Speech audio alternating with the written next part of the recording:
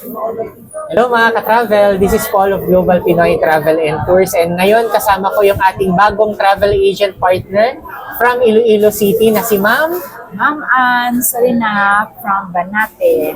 Ayan, so si Ma'am Ann from Banate, Iloilo, and isang teacher. Tama ba ma'am, no? Yes. So isang teacher si Ma'am Ann, and last week umattend siya ng ating face-to-face seminar dito din, and ngayon no, training na kami kasi on the spot nag-avail po siya ng ating starter package. Ma'am Ann, matanong ko lang, ano ba yung nagustuhan mo ma'am sa travel and tours business? Bakit po kayo nag-decide agad no, nung pag-attend nyo ng event natin last week? Maganda yung, kasi maganda yung company. Basta interested ako. Basta nagustuhan ko agad yung company.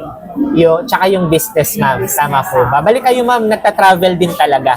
Yes. Traveler din si ma'am, kaya magagamit nyo po ito personal tsaka sa mga kakilala natin, Yes, di ba, for extra yes. income. So ito na lang siguro ma'am, no, ano po ba yung may papayo nyo or tips dyan sa mga, siguro sa mga nanonood sa atin na mga teachers katulad nyo and sa mga nagtatrabaho, di ba, na at least magkaroon din po ng extra income kahit may work. Sa mga friends ko dyan, so kung gusto nyo mag-travel at kung gusto nyo magkakaroon ng extra income, so dito na kayo sa Global Pinoy Travel Agency.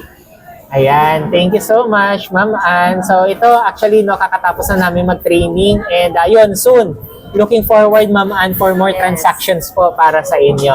So yun guys, if ever interested din kayo na magkaroon ng sariling travel and tours kahit nasa bahay or kahit may work, message nyo lang ako, pwede kayong umattend ng ating free webinar. With that, God bless sa inyo lahat. Thank you.